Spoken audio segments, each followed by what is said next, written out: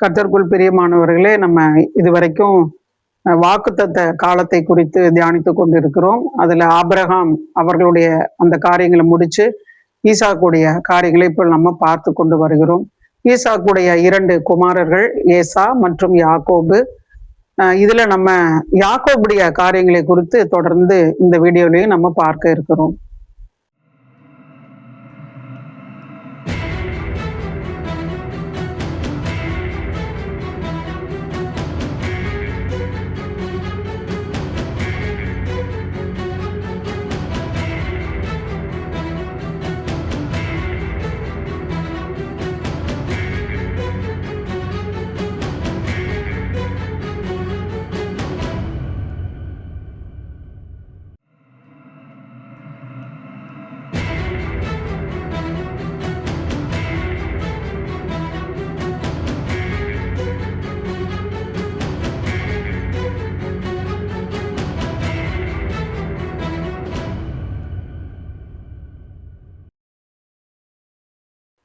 யாக்கோபு இப்ப பிரயாணம் பண்ணி அவர் போகிறாரு, பதான் அராமுக்கு போகிறார்.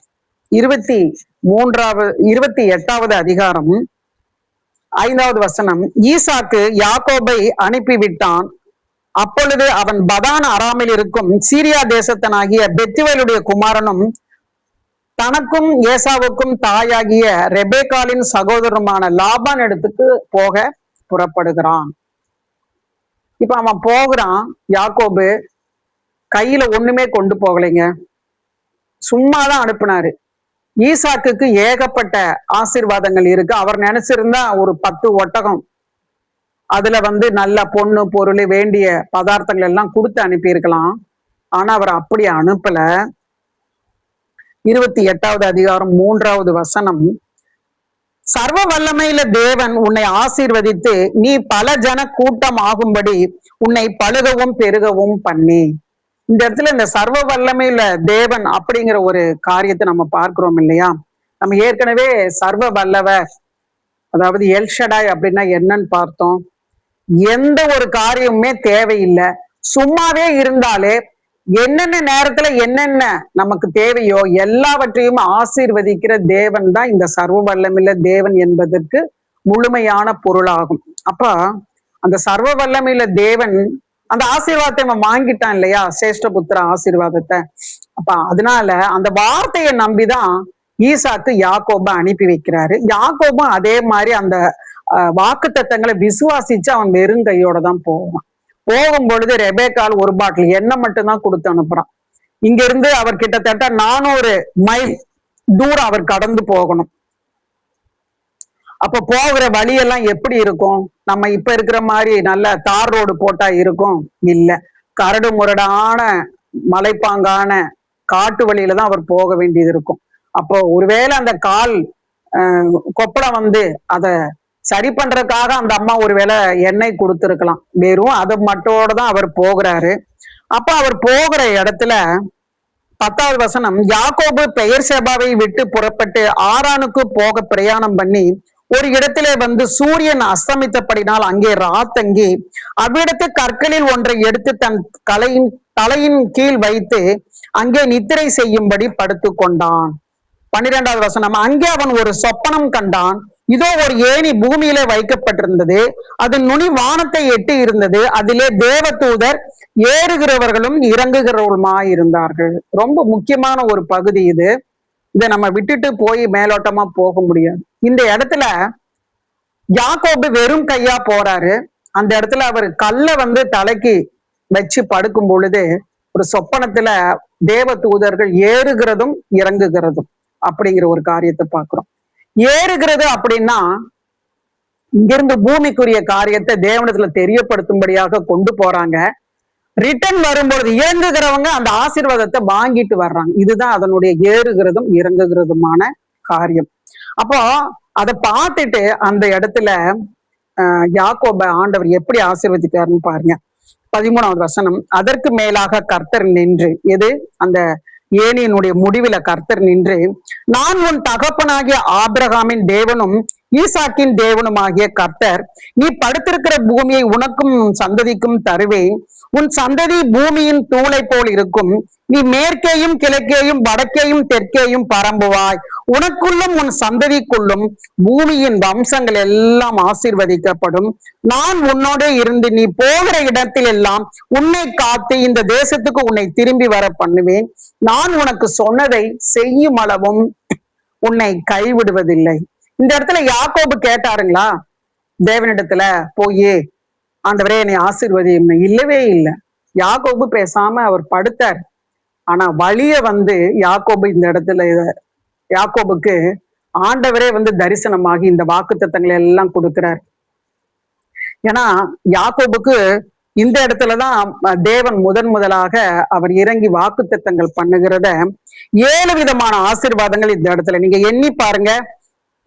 நீ படுத்திருக்கிற பூமியை உனக்கு உன் சந்ததிக்கும் தருவேன் இப்படின்னு நீங்க ஒவ்வொன்றா தனித்தனியா பாத்தீங்கன்னா 7 விதமான ஆசீர்வாதம் வரும். ஹல்லேலூயா. அப்போ ஆண்டவர் அந்த இடத்துலயே இவனுக்கு பிற்பாடு நடக்கக்கூடிய எல்லா விதமான ஆசீர்வாதங்களையும் இந்த இடத்துலயே அவர் சொல்றாரு. அப்போ 16வது வசனத்துல, யாக்கோபு நித்திரை தெளிந்து விழித்த போது மெய்யாகவே கர்த்தர் இந்த ஸ்தலத்திலே இருக்கிறார், இதை நான் அறியாதிருந்தேன் என்றான். அப்போ 17வது வசனத்துல, இது தேவனுடைய வீடே அல்லாமல் வேறல்ல, இது வானத்தின் வாசல் அப்படின்னு சொல்லி அந்த ஸ்தலத்துக்கு பெத்தேல் அப்படின்னு பேர் வைக்கிறாரு. பெத்தேல் அப்படின்னா எபிரேய பதத்துல பெத்துனா வீடு, எல்லுனா தேவன். இது தேவனுடைய வீடு. 17வது வசனத்துல, இது தேவனுடைய வீடே அல்லாமல் வேறல்ல. பெத்தேல்ங்கிறதுக்கு அதுதாங்க அர்த்தம்.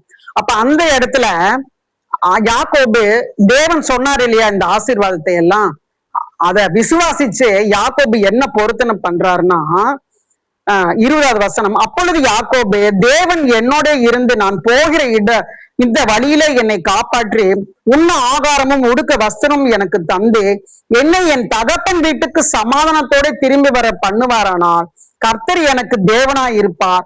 நான் தூணாக நிறுத்தின இந்த கல் தேவனுக்கு வீடாகும். தேவரீர் எனக்கு தரும் எல்லாவற்றிலும் உமக்கு தசம பாகம் செலுத்துவேன் என்று சொல்லி பொருத்தனை பண்ணி கொண்டான்.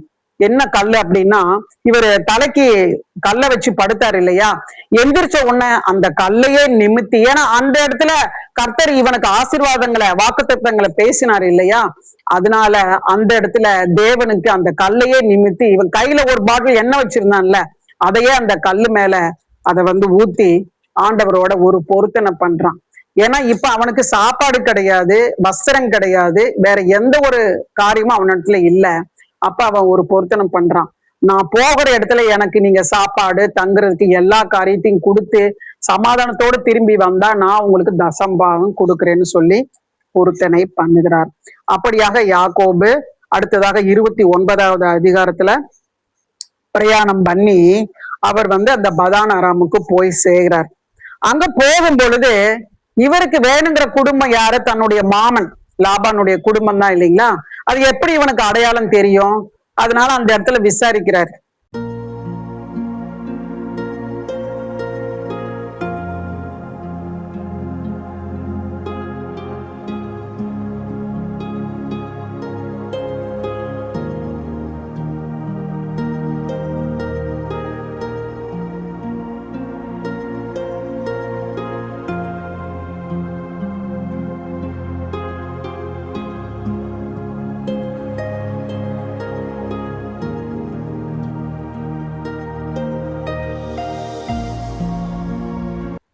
இந்த இடத்துல இருக்கிற லாபானுடைய குடும்பம் நல்லா இருக்கிறாரா, சுகமா இருக்கிறாரா அப்படின்னு கேட்கும் பொழுது அப்ப அங்க இருக்கிறவன் சொல்றான், நீ என்ன எங்கிட்ட விசாரிக்கிறது, இதோ அவளுடைய மகளே ஆட்டை மேய்ச்சிட்டு வர்றா அப்படின்னு சொல்லிட்டு 2வது வசனம், அங்கே வயல்வெளியில் ஒரு கிணற்றையும் அதன் அருகே மடக்கி இருக்கிற 3 ஆட்டு மந்தைகளையும் கண்டான். அந்த கிணற்றிலே மந்தைகளுக்கு தண்ணீர் காட்டுவார்கள். அந்த கிணற்றின் வாயில ஒரு பெரிய கல்லினால் அடைக்கப்பட்டிருந்தது. இந்த வசனம் எல்லாம் படிச்சுட்டு 4வது வசனத்துல யாக்கோபு அவர்களை பார்த்து, சகோதரன் நீங்கள் எபிரத்தார் என்றான். அவர்கள் நாங்கள் ஆரான் ஊரார்னு சொல்றாங்க. அப்ப நாகோரின் குமாரனாகிய லாபானை அறிவீர்களான்னு கேட்கிறான். அறிவோம் அப்படின்னு சொல்லிட்டு அவங்க சுகமா இருக்காங்கன்னு கேட்டா, இதோ அவங்க குமாரத்தியாகிய ராகேல் அதோ ஆடுகளை ஓட்டி கொண்டு வருகிறாள் அப்படின்னு 6வது வசனத்துல நம்ம பாக்குறோம். இப்படியாக அவன் லாபானுடைய குமாரத்தி ஆகிய ராகேல பாக்குறா. அப்ப அவன் ராகேல வீட்டுக்கு கூட்டிட்டு போறான். இப்படியாக தன்னுடைய மாமனுடைய வீட்டுக்கு அவன் போய் சேர்கிறான். ராகேல் அப்படின்னா அதனுடைய அர்த்தம் என்னன்னா பெண் ஆடு. EWEE அப்படிங்கிறது ஆகும். பெண் ஆடு அப்படிங்கிறது அதனுடைய அர்த்தம். இப்ப யாக்கோபு லாபானுடைய வீட்டுக்கு செல்கிறான். லாபானுக்கு 2 குமாரத்திகள். மூத்தவள் லேயாள், இளையவள் ராகேல். மூத்தவள் கூச்ச பார்வை உடையவள். இளையவள் நல்ல ரூபவதின்னு சொல்லி வேதமே சொல்லப்பட்டிருக்கிறது. 17வது வசனம், லேயாளுக்கு கண்கள் கூச்ச பார்வை இருந்தது, ராகேலோ ரூபவதியும் பார்வைக்கு அழகானவளுமாய் இருந்தாள். அதனால யாக்கோபு சாதாரண மாம்சத்துல அவன் பார்க்கும் பொழுது லேயால விட ராகேல் தான் சூப்பரா இருக்கிறா அப்படின்னு நினைச்சு அப்ப ராகேல திருமணம் பண்ணணும்னு நினைச்சுக்கிறான். அப்போ 1 மாசம் வரைக்கும் அங்க இருக்கிறான். அப்ப அவங்க மாமங்காரன் சொல்றான், நீ மருமகனே ஆனாலும் 1 மாசம் நீங்க உட்கார்ந்து சும்மா சாப்பிட முடியாது, நீ வேலை செய்ய அப்படின்னு சொல்லும் பொழுது அப்ப அவன் மாமன்ட்ட கேட்கிறான், நான் எனக்கு ராகேல கல்யாணம் பண்ணி கொடுங்க அப்படின்னு. சரி, நான் மத்தவங்களுக்கு கொடுக்கறத விட என்னுடைய மருமகன் உனக்கு நான் கொடுக்கறது ரொம்ப சந்தோஷம், ஆனா நீ அவளுக்காக 7 வருஷம் வேலை செய்யன்னு சொல்றாரு. அப்ப 7 வருஷம் அவன் சந்தோஷமா ராகேல நினைச்சு அப்படியே வசனம் சொல்லுது, அந்த 7 வருஷம் அவனுக்கு போனதே தெரியலையாமா. அந்த கற்பனையிலேயே அவன் குஷியிலே அவன் 7 வருஷம் முடிஞ்சு போய் வேலை செஞ்சுட்டு என்னுடைய நாள் நிறைவேறிச்சு, உங்க மகளை எனக்கு கல்யாணம் பண்ணி கொடுங்க அப்படின்னு சொல்லும் பொழுது அவரு சரி பண்ணிக்கோ அப்படின்னு சொல்லிட்டு கல்யாணம் பண்ணி கொடுக்குறாரு. ஆனா அங்க ஒரு காரியம் நடக்குது. அவர் ராகேல கல்யாணம் பண்றதுக்கு பதிலா லேயால், மூத்த மகளாகிய லேயால அவர் கல்யாணம் பண்ணி கொடுக்கிறார். அந்த இடத்தினுடைய வழக்கம் அப்படின்னு என்னன்னா, பெண் முகத்தை பார்க்க முடியாது. முக்காடு போடுறது மாத்திரமல்ல, முகம் முழுக்க அவங்க மலர்களால மூடி இருப்பாங்க. அப்ப பெண்ணுடைய முகத்தை யாரும் பார்க்கவே முடியாது. அப்படியாக லாபான் ஏமாத்தி லேயால் கூச்ச பார்வை உடையவ. 2வது யாக்கோபுக்கு அவளை பிடிக்காது. ஆனா இப்ப முதல் நாள் இரவு வந்துருது. விடிஞ்சு போய் பார்க்கும் பொழுதுதான் இவ லேயாள்ங்கிறத கண்டுபிடிச்சு இவனுக்கு கோவம் மாமாட்ட போய் கேட்கிறான், என்ன மாமா நீங்க இப்படி என்னை ஏமாத்திட்டீங்க அப்படின்னு சொல்லும் பொழுது, ஏண்டா மூத்தவ இருக்கும்போது யாராவது இளையவளை கல்யாணம் பண்ணி கொடுப்பாங்களா? அது இந்த இடத்து வழக்கமும் கிடையாது. அதனால நீ இவளையும் கல்யாணம் பண்ணிக்கோ, முதல்ல லேயாளுடைய 7 நாள் அந்த காரியத்தை எல்லாம் நீ நிறைவேற்று அப்படின்னு சொல்லிட்டு, ஆனா நீ அவளுக்காகவும் நீ 7 வருஷம் நீ எனக்காக உழைக்கணும் அப்படின்னு சொல்றாங்க. சரின்னு சொல்லிட்டு மறுபடியும் ராகேல கல்யாணம் பண்ணிக்கிறாரு. திரும்பவும் 7 வருஷம் அவர் வேலை செய்யறாரு. ஆக மொத்தம் 14 வருஷம் மாமனுக்காக இந்த 2 பெண்களுக்காக அவர் அந்த இடத்துல உழைக்கிறாரு. இப்போ இந்த இடத்துல எல்லாம் கர்த்தர் யாக்கோபோட இடைப்பட்டாரா அப்படின்னா இடைப்படவே இல்லை. ஏன்னா மாம்சத்துல யாக்கோபு முடிவு பண்ணினது, அந்த 14 வருஷம் ஆண்டவர் வீணா இவன் மாமனுக்காக உழைக்கிற காரியத்துல ஆண்டவர் இடைப்படவே இல்லை. அப்போ அந்த 14 வருஷத்துல நிறைய காரியங்கள் நடக்குது. லேயாளுக்கு முதல்ல 4 பிள்ளைங்கள் பிறக்கிறாங்க. ரூபன், சிமியோன், லேவி, யூதா. இந்த 4 பேரும் லேயாளுக்கு முதல்லயே பிறந்துடுறாங்க. ஆனா ராகேலுக்கு குழந்தை உண்டாகல. அந்த ஊர் வழக்கம் என்னன்னா, ஒரு பெண் திருமணம் பண்ணி கொடுத்தா வேலைக்காரியும் கூடவே அவளோட அனுப்புறது வழக்கம். அப்படியாக இந்த ராகேலுக்கும் லேயாளுக்கும் 2 வேலைக்காரிகளை அவங்க அப்பா கொடுக்கிறாரு. அப்போ ராகேல் பாக்குறா, என்னடா லேயாள் வரிசையா 4 பிள்ளை பெத்து போட்டா, எனக்கு பிள்ளையே இல்லையா அப்படின்னு சொல்லிட்டு அவ என்ன பண்றான்னா யாக்கோபுட்ட போய் சண்டை போடுறான்.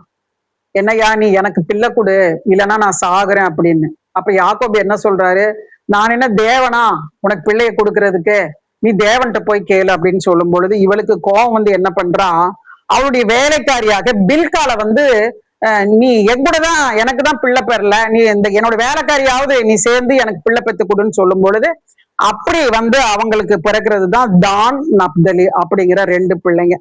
இப்ப இத பார்த்துட்டு லேயால என்ன பண்றான், எனக்கு 4 தான் பெத்துது, அதுக்கப்புறம் குழந்தையே பிறக்கல அப்படின்னு சொல்லிட்டு பிள்ளை பேரு நின்று போனதுன்னு வசனம் இருக்கு.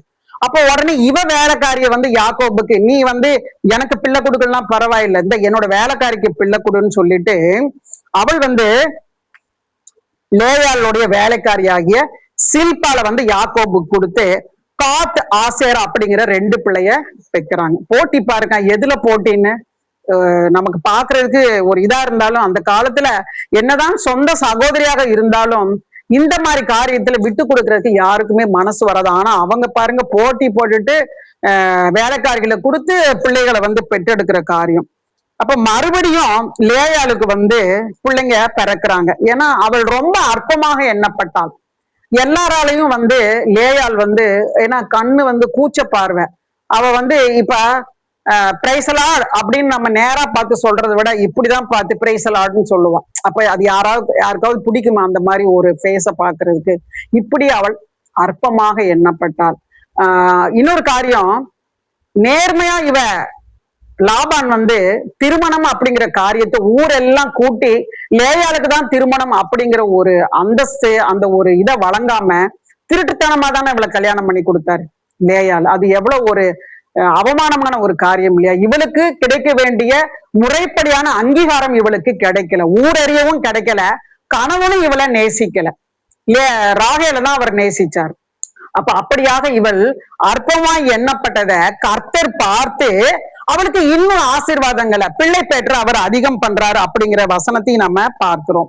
30வது அதிகாரம் 17வது வசனம், தேவன் லேயாளுக்கு செவி கொடுத்தார், அவள் கர்ப்பவதியாகி யாக்கோபுக்கு 5ஆம் குமாரனை பெற்றாள். அதுதான் இசக்கார். அடுத்ததாக செபுலோன் அப்படிங்கிற காரியத்தையும் நம்ம லேயாள் வந்து பெறுகிறதாக பார்க்கிறோம். இப்படியே 6 பிள்ளைகளை பெற்றுட்டு 7வது தீனாள் அப்படிங்கிற ஒரு பெண் பிள்ளையும் அவள் பெறுகிறாள். இப்போ லேயாளுக்கு 6 பிள்ளைங்க, ஒரு பெண் பிள்ளை, வேலைக்காரிங்களுக்கு 2 பிள்ளைங்க, ஆக மொத்தம் எத்தனை? 10 பிள்ளைங்க பிறந்துட்டாங்க, ஒரு பெண் பிள்ளையும் பிறந்தாச்சு.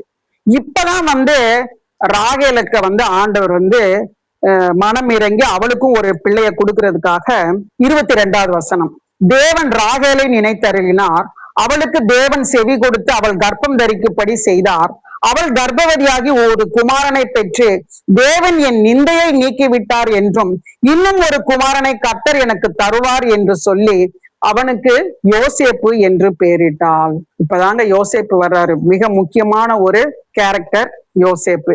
அப்போ இப்படியாக வந்து யாக்கோபினுடைய சந்ததி விருத்தி அடைகிறது நம்ம பார்க்கிறோம். இப்ப இந்த நேரத்துல ஆண்டவர் வந்து நீ வந்து உன்னுடைய தகப்பன் தேசத்துக்கு திரும்பி போன்னு சொல்லும் பொழுது இவனுக்கு வந்து 14 வருஷம் மாமனுக்காக வேலை செஞ்சான். இவனுக்குன்னு எந்த ஒரு ஆசீர்வாதமும் இல்லை, எந்த ஒரு ஆடு மாடு எந்த ஒரு காரியமும் இவனுக்கு இல்லை. அப்போ மாமன்ட்ட போய் கேட்கிறான், 14 வருஷம் நான் பிள்ளைங்களுக்காகவே நான் சம்பாதிக்கிறதுக்கு வேலை செஞ்சுட்டேன், எனக்குன்னு ஒரு ஆசீர்வாதம் வேணும் இல்லையா, இனிமே எனக்கு வந்து நீங்க வந்து எனக்கு சம்பளம் கொடுங்க அப்படின்னு கேட்கும் பொழுது, அப்போ லாபான் வந்து கர்த்தர் இவனோட இருக்கிறார். ஏன்னா இவன் யாக்கோபு வந்ததுக்கு அப்புறம் தான் அவன் அந்த ஊரிலேயே பெரிய பிரபுவாக மாறுற அளவுக்கு செல்வந்தனாக மாறுறான். ஏன்னா யாக்கோபு செய்யற எல்லா காரியத்தையும் தேவன் ஆசீர்வதிச்சதுனால அவனுடைய மந்தைகள் அந்த ஊரிலேயே அவன் வந்து ஒரு பிரபுவாக இருக்கிற அளவுக்கு அவன் உயர்த்தப்படக்கூடிய செல்வ சீமானாக அவன் இருந்தான். அப்போ இவனை விட்டா நம்ம வந்து ஆசீர்வாதம் போயிடும்னு நினைச்சு என்ன பண்றாரு, சரி என் மருமகனா இருந்தாலும் நான் உனக்கு சம்பளம் தரணும் இல்லையா அப்படின்னு சொல்லிட்டு சம்பளத்தை தீர்மானம் பண்றாரு. ஒரு தீர்மானம், அதாவது புள்ளி உள்ள ஆடெல்லாம் உனக்கு சம்பளம்னு சொன்னா அந்த புள்ளி உள்ள ஆடெல்லாம் ஆண்டவர் ஆசீர்வச்சு கொடுக்கும்போது இல்ல இல்ல இல்ல புள்ளி இல்ல இல்ல இல்ல அது வரியும் கோடு இருக்கிற மாதிரி இருந்தாதான் உனக்கு சம்பளம்னு சொல்லி இப்படியாக மாத்தி மாத்தி 10 தடவை அவரோட சம்பளத்தை மாத்துறாரு. ஆனாலும் கர்த்தர் யாக்கோபை ஆசீர்வதிக்கிற தேவன், வாக்குத்தத்தத்தின் தேவன், அவர் வந்து எப்படியெல்லாம் வந்து லாபான் வந்து சொல்றானோ அதை போல யாக்கோபு அந்த ஆடுகள் பொழியக்கூடிய இடத்துல, ஆடுகள் வந்து தண்ணி குடிக்கிற இடத்துல பொழியும்னு சொல்லி வேதம் போட்டிருக்குது. அப்ப அந்த இடத்துல இப்ப புள்ளியும் வரியும்னா அவர் வந்து ஒரு மரப்பட்டையை எடுத்து அதை உரிச்சு வெள்ளையும் அந்த மாதிரி தண்ணியில போடும் பொழுது அதை பார்க்கிற ஆடு வந்து அதை போல குட்டியை ஈனும். இந்த மாதிரி ஒரு ஞானத்தை தேவன் வந்து யாக்கோபுக்கு சொப்பனத்துல வெளிப்படுத்துறாரு. நீ இந்த மாதிரியாக ஆடுகளுக்கு முன்னாடி பொழியும் போது நீ போட்டீங்கன்னா அதே மாதிரி அது குட்டி போடுன்னு சொன்னதுனால ஆண்டவர் வந்து யாக்கோபுக்கு ஹெல்ப் பண்றாரு. நீ எப்படி எல்லாம் நீ செஞ்சீன்னா ஆசீர்வாதமாக இருப்பாய். ஆனா யாக்கோபு என்ன பண்றாருன்னா, நல்ல பலசாலியான நல்ல ஆடெல்லாம் பொழியும் பொழுது இவருக்கு வேணுங்கிற மாதிரி காரியத்தை போட்டுருவாரு. பலவீனமான ஆடுகள் பொழியும் பொழுது விட்டுருவாரு பேசாம. ஏன்னா மாமனுக்கு சந்தேகம் வந்துருமல்ல, எல்லா ஆடும் இவர் கேட்ட மாதிரியே போட்டேன்னா அப்புறம் அவருக்கு ஒண்ணுமில்லாம போயிரும்ல. அதனால பலவீனமான ஆடுகள் பொழியும் பொழுது மாமனுக்கு விட்டுருவாரு. நல்ல இவனுக்கு வேணுங்கிற மாதிரி பலசாலியான ஆடுகள் பொழியும் பொழுது இந்த மாதிரி காரியத்தை செஞ்சு அவர் அநேக ஆடு மாடுகளுக்கு அவர் சொந்தக்காரராக மாறுறாரு.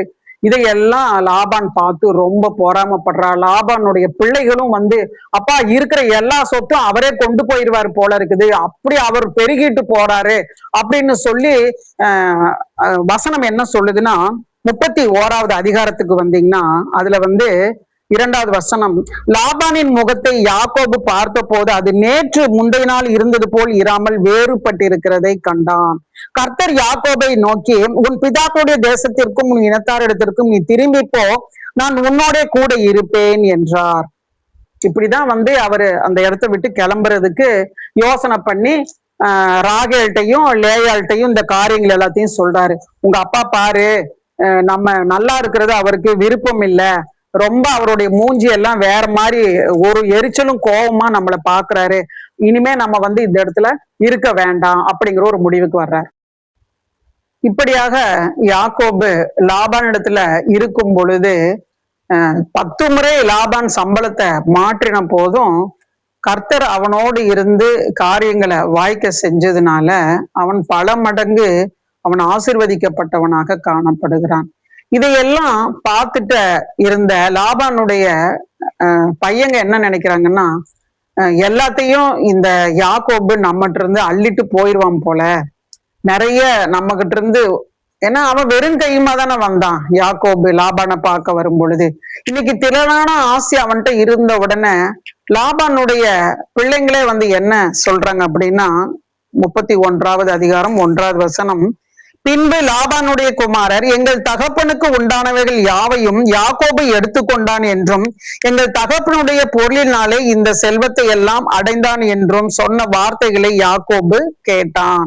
இப்படி பேசுறத கேட்டுட்டு அப்புறம் கவனிக்கிறான், அவங்களுடைய முகம் எல்லாம் முதல்ல இருந்த மாதிரி இல்லை. இப்ப வந்து யாக்கோபுடைய பிள்ளைங்களை குடும்பத்தை பார்க்கும்போது அவங்களுக்குள்ள ஒரு எரிச்சல், அதாவது இவன் எல்லாத்தையும் நம்மகிட்ட இருந்து செல்வத்தை எல்லாம் வந்து இவன் எப்படியாகிலும், அதாவது கர்த்தர் தான் ஆசீர்வதிக்கிறாரு அப்படிங்கிறத காட்டிலும் இவனாலதான் இவன் வந்து இவ்வளவு செல்வத்துக்கு வந்து அவன் அதிபதி ஆக மாறுகிறத அவங்களுடைய ஏற்றுக்கொள்ள முடியல மனசுல.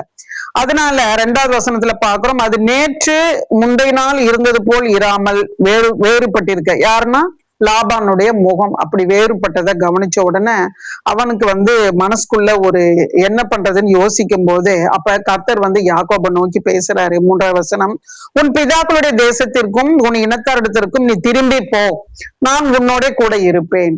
இப்படி கர்த்தர் அவனோட இடைப்பட்டதுக்கு அப்புறம் தான் அவன் முடிவு பண்றான். அது வரைக்கும் யாக்கோபு தன்னுடைய சுய சித்தத்துல சொந்த மாம்ச எண்ணங்களினால அவன் வந்து 2 மனைவிகளுக்காக 7 வருஷமும் தனக்காக ஒரு 6 வருஷமும் மொத்தம் 20 வருஷம் வந்து அந்த இடத்துல அவன் வந்து உழைக்கிறான்.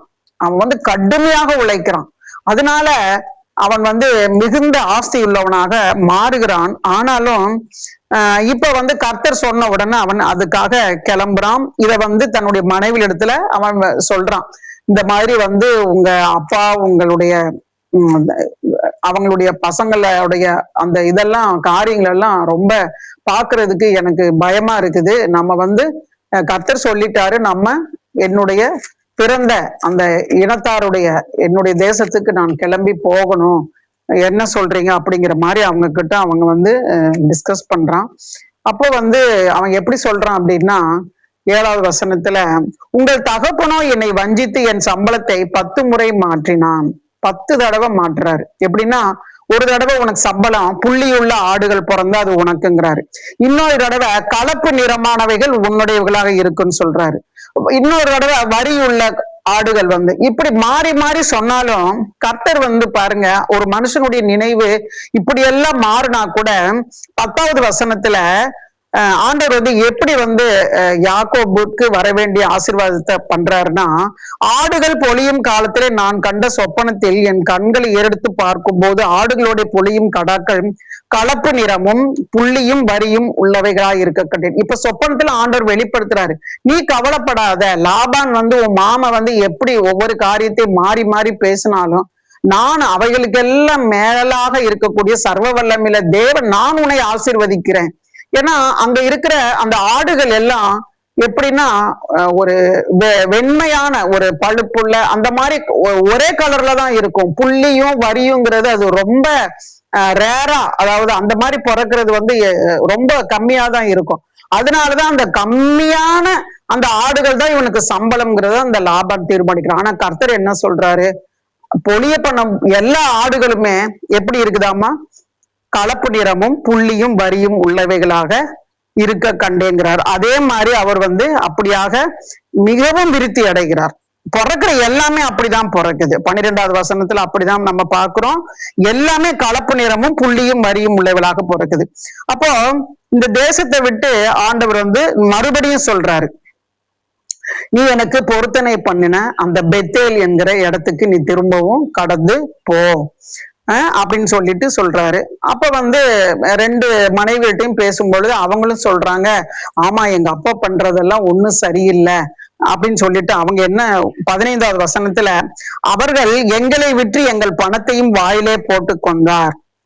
அவரால நம்ம அநியாயம் மாத்திரம் இல்ல, எங்களையும் வித்து அவர் வாயில போட்டு கொண்டார். அப்படின்னா என்னன்னா, இவங்க வந்து திருமணம் ஆகுறதுக்கு முன்பாக அந்த இடத்தினுடைய வழக்கத்தின்படி பெண்களுக்கு வந்து ஒரு பரிசம் போடுகிற ஒரு காரியம் வந்து வரதட்சணை மாதிரி இந்த நாட்கள்ல பெண் வீட்டார் தான் மாப்பிள்ளைக்கு கொடுக்கறாங்க. அந்த நாட்கள்ல வந்து பெண் வீட்டாருக்கு மாப்பிள்ளை கொடுப்பாங்க. அப்போ இந்த 2 லாபானுடைய 2 குமாரத்திகளுக்காக அவன் வந்து முதல்ல பரிசம் போட்டு இவங்களுக்காக காசை வாங்கிட்டு இருந்தான்.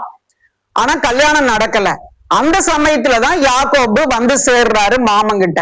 உடனே வந்து இப்படி யாக்கோபு வந்து மருமகன் ஆக்குறது அவருக்கு விருப்பமானதுனால அந்த பரிசம் போட்ட பணத்தை திருப்பி அவர் கொடுத்தாரா, கொடுக்கலன்னு தான் அவங்க பொண்ணுகளே சொல்றாங்க.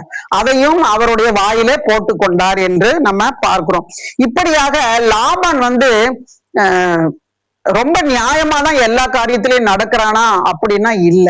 அவங்களோட பெண் விஷயத்திலையும் சரி, யாக்கோபுடைய விஷயத்திலும் சரி, ரொம்ப வந்து அவன் ஏமாற்றுக்காரனாக இருக்கிறான். ஏன்னா அந்த ஏமாற்றுக்காரன் சொல்ல முடியாது யாக்கோபு. அவன் வந்து தன்னுடைய தகப்பனிடத்துல அவன் வந்து ஏமாற்றி அந்த சேஷ்டபுத்திர அந்த ஆசீர்வாதத்தை வாங்கினது உண்மைதான். ஆனா அது திட்டமிடப்பட்ட ஒரு காரியம் இல்லை, அது தேவனுடைய திட்டம். ஏன்னா தேவன் வந்து என்ன சொல்றாரு, ஏசாவை வெறுத்து யாக்கோபை நான் சிநேகித்தேன்னு சொல்ற அதன்படியாக அவன் வந்து ஏவப்படுகிறாங்க. ரெபெக்காள் அப்படி ஏவப்பட்டுதான் வந்து யாக்கோபை ஆசீர்வாதத்தை பெற்றுக்கொள்ளும்படியாக அனுப்புகிறான். ஆனா இங்க நடக்கிற எல்லாமே அதே போலவே. ஏன்னா யாக்கோபு ஒரு இடத்துல தெரிந்தோ இல்ல நிர்பந்தமாகவோ ஒரு ஏமாற்று வேலையை செஞ்சா தொடர்ந்து அதனுடைய விளைவை சந்தித்து கொண்டே வருகிறான். தன்னுடைய மாமன் இடத்துல வரும் பொழுது ராகேலுக்கு பதிலாக லேயால திருமணம் பண்ணி கொடுத்தாங்க, அதுல ஒரு ஏமாற்றம். அப்புறம் அவனுடைய சம்பள காரியத்துல வந்து அவன் 20 வருஷம் வேலை செஞ்சாலும் உரிய சம்பளத்தை அவர் கொடுக்கல, அதுலயும் ஒரு ஏமாற்றம். இப்படியாக அவன் செய்கிற எல்லாமே, லாபானுடைய காரியங்கள் எல்லாமே யாக்கோபுக்கு ஒரு பாடத்தை கற்றுக் கொடுக்கிறது. என்னன்னா அவன் கடந்த நாட்களிலே செய்த அந்த ஏமாற்று வேலையுடைய பிரதிபலனை தான் இந்த இடத்துல அவன் சந்தித்து கொண்டு வருகிறார் தன்னுடைய சொந்த வாழ்க்கையில. ஏன்னா அவன் வந்து சொந்தமாதான் சுயமாதான் முடிவு செய்யறான் இந்த காரியங்களை எல்லாம். அந்த இடத்துக்கு வர்றது, லாபான் இடத்துல வந்து இந்த 2 மனைவிகளை மற்றும் வேலைக்காரிகளை இதெல்லாம் வந்து அவன் சொந்தமா தான் ஆண்டவர் சொல்லிதான் செஞ்சான்னு நம்ம இந்த பகுதியில எங்கேயுமே நம்ம வாசிக்க முடியாது. அப்போ இந்த இடத்துக்கு அவன் வர்றான், ஆனாலும் அவன் வந்து தேவனுடைய சித்தத்தை கேட்டுட்டு ஒவ்வொரு காரியத்தையும் செஞ்சானா அப்படின்னா இல்லை. அவன் தன்னுடைய சுய சித்தத்துல சொந்த மாம்சத்துலதான் அவன் வந்து எல்லா காரியங்களையும் செய்கிறான். ஆனா கர்த்தருக்கு பயப்படுறான். ஏன்னா ஆபிரகாமின் தேவன் ஈசாக்கை ஆசீர்வதித்ததை போல அந்த ஈசாக்கினுடைய ஆசீர்வாதம் யாக்கோபுக்கு முழுமையாக கிடைக்குங்கிற நம்பிக்கையெல்லாம் அவனுக்கு இருக்குது. ஆனா கர்த்தருக்கு கீழ்ப்படியணும், அவரை கேட்டுதான் எல்லாமே செய்யணுங்கிற அந்த ஒரு நிதானத்துக்குள்ள இன்னும் வந்து யாக்கோபு வரலங்கிறது தான் இது வரைக்கும் நம்ம பார்த்துட்டு இருக்கோம். அதனாலதான் அவன் கஷ்டத்தின் மேல கஷ்டத்தை அனுபவித்தாலுமே ஆண்டவர் வந்து அவனை ஆசீர்வதிக்கிறார். ரெட்டிப்பாக தான் அவர் ஆசீர்வதிச்சு கொண்டு வருகிறார். அப்போ இந்த மாதிரி வந்து அவங்க மனைவியிலிட்டெல்லாம் அவங்க வந்து ரெடி பண்ணி தான் சம்பாதித்த எல்லாவற்றையும், ஆடு மாடுகள், தன்னுடைய வேலைக்காரங்க எல்லாத்தையும் கூட்டிட்டு அவன் வந்து எப்படி போறான்னா, அந்த இடத்த விட்டு 20வது வசனத்துல யாக்கோபு தான் ஓடி போகிறதை சீரியனாகிய லாபானுக்கு அறிவியாமல் திருட்டளவாய் போய்விட்டான். சொல்லாம கொள்ளாம கூட்டிட்டு போறான் எல்லாத்தையும். அவனோட மனைவி, அவன் சம்பாரிச்ச எல்லாத்தையும் சொல்லாம கொள்ளாம அவன் திருட்டளவாயே கீலேயாத் என்கிற மலையில ஓடி போய் ஒரு கூடாரம் போட்டு அங்க உட்கார்ந்துடுறான். இது வந்து லாபானுக்கு ஒரு 3 நாள் கழிச்சு அவனுக்கு தெரியுது, இந்த மாதிரி யாக்கோபு அவனுடைய மனைவிகள் எல்லாம் கூட்டிட்டு, ஆடு மாடுகள் எல்லாம் கூட்டிட்டு அவன் கிளம்பி போயிட்டான் அப்படின்னு. உடனே அவன் அங்க இருந்து பிரயாணம் பண்ணி 7 நாள் கடந்து வர்றான். கிட்டத்தட்ட 300 மைல் வந்து அவன் டிராவல் பண்ணி அந்த கீலேயாத் மலைக்கு அவன் வருகிறான். அப்ப வரும் பொழுது அதுக்கு முதல் நாள் ராத்திரி கர்த்தராகிய தேவன் லாபானுக்கு வந்து சொப்பனத்துல ஒரு எச்சரிக்கை விடுக்கிறார். அதுதான் 24வது வசனம். அன்று ராத்திரி தேவன் சீரிய தேசத்தனாகிய லாபானுக்கு சொப்பனத்தில் தோன்றி, நீ யாக்கோபுடைய நன்மையே அன்றி தீமை ஒன்றும் பேசாதபடிக்கு எச்சரிக்கையா இரு என்றார். அப்போ ஒரு எச்சரிக்கை, யாக்கோபனுடைய ஆசீர்வாதத்தை யாரும் எந்த ஒரு இதுக்காகவும் வந்து அவனை தொந்தரவு பண்ணக்கூடாது அப்படிங்கிறதுல கர்த்தர் வந்து சரியாக அவன் மேல கவனம் வைத்திருந்தார். அதனால இந்த லாபான் தான் போய் ஏதாவது பண்ண முடியும் அப்படிங்கிறதுனால ஏற்கனவே வந்து யாக்கோபு லாபானுக்கு பயந்துட்டு தான் சொல்லாம கொள்ளாம ஓடி வந்திருக்கிறான். இப்பவும் அவன் வந்து கிளம்பி வரும்பொழுது நிச்சயமா வந்து யாக்கோபு பயப்படுற ஒரு சுபாவம் உள்ளவன் தான். ஏன்னா அவன் வந்து குணசாலி, கூடாரவாசி. ஏசா மாதிரி அவன் வனசஞ்சாரி கிடையாது, முரட்டுத்தனம் உள்ள ஒரு சுபாவம் கிடையாது.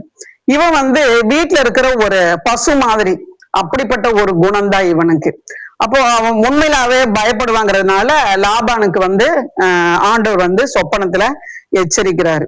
அப்ப அத போல வந்து யாக்கோபிடத்துல வரும்பொழுது எந்தவித பொல்லாப்பும் செய்யக்கூடாதுன்னு தேவனால எச்சரிக்கப்பட்டதுனால, ஆனாலும் யாக்கோபிட்ட வந்து முதல்ல அவர் கேட்கறது என்னன்னா 30வது வசனத்துல, இப்பொழுதும் உன் தகப்பனுடைய வீட்டின் மேலுள்ள வாஞ்சையினால் நீ புறப்பட்டு போகிறதானால் போகலாம், என் தெய்வங்களை ஏன் திருடி கொண்டு போகிறாய் என்று கேட்டான்.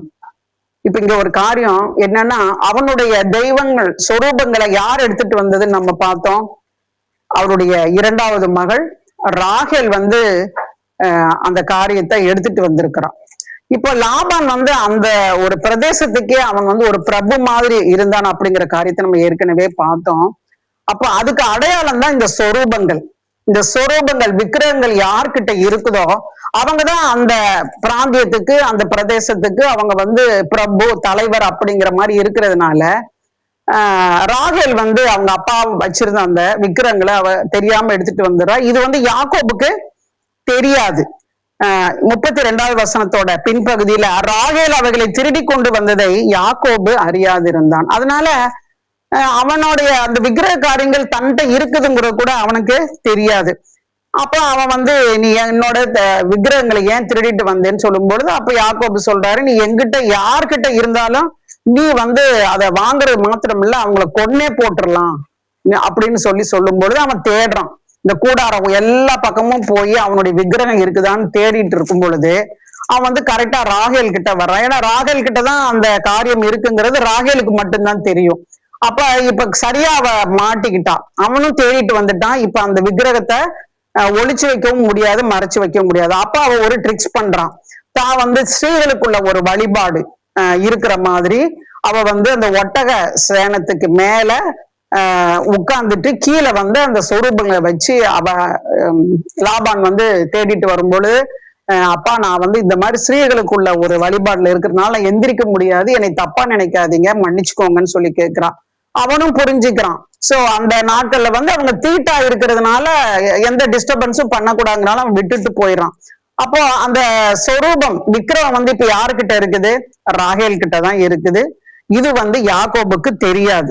இப்போ இதனுடைய தொடர்ச்சியாக இன்னும் அந்த லாபான்ட்ட வந்து அவங்கள்ட்ட வாக்குவாதம் என்னன்னா, நீ வந்து எங்கிட்ட அந்த உன்னோட விக்கிரகம் இருக்குன்னு நினைச்சு என்னைய திருடன்னு நினைச்சு நீ வந்து சந்தேகப்பட்டு இப்ப எல்லாத்தையும் தேடுனீல, கூடாரம் முழுசும் தேடுனீல, உனக்கு கிடைச்சதா? இல்லதானே? அப்ப நீ வந்து என்ன எவ்வளவு நீ வந்து கேவலமா சந்தேகப்பட்டு நீ வந்து நடத்தி இருக்கிற.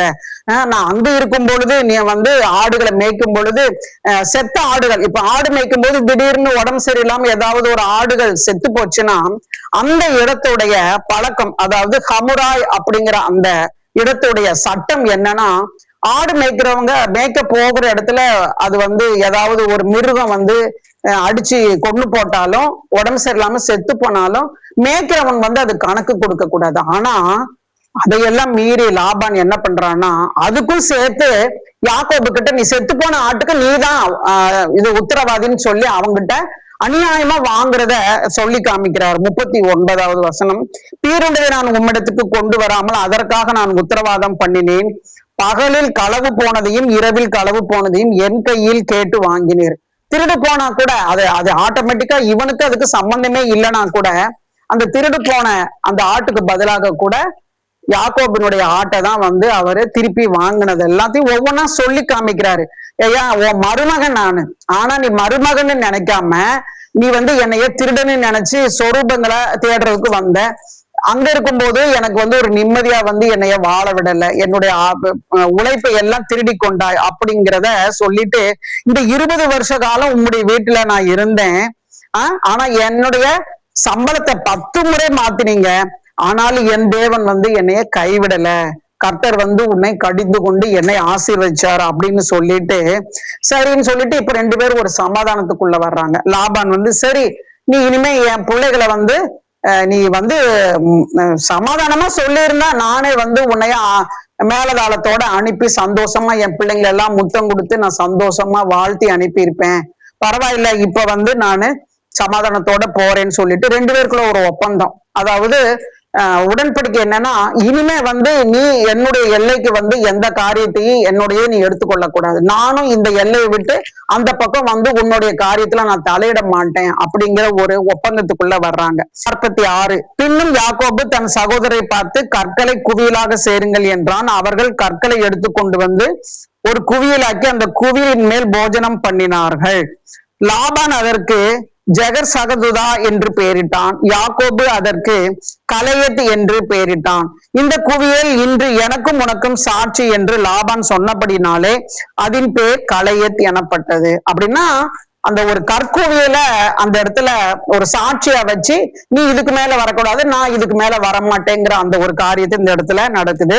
லாபான் வந்து யாரு? அவன் அராமிக் பாஷை பேசுறவன், அதனால அவனுடைய பாஷையில ஜெகர் சகதுதா அப்படின்னு பேர் வைக்கிறான்.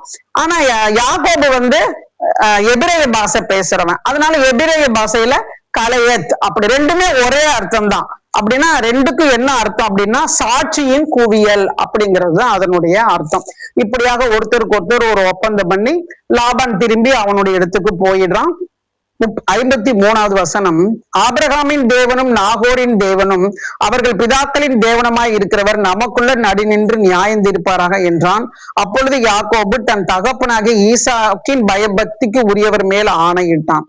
அப்போ இந்த இடத்துல 2 பேரும் பிரியறதுக்கு முன்னாடி கர்த்தர் பேர்ல இவன் ஆணையிடுகிறான்.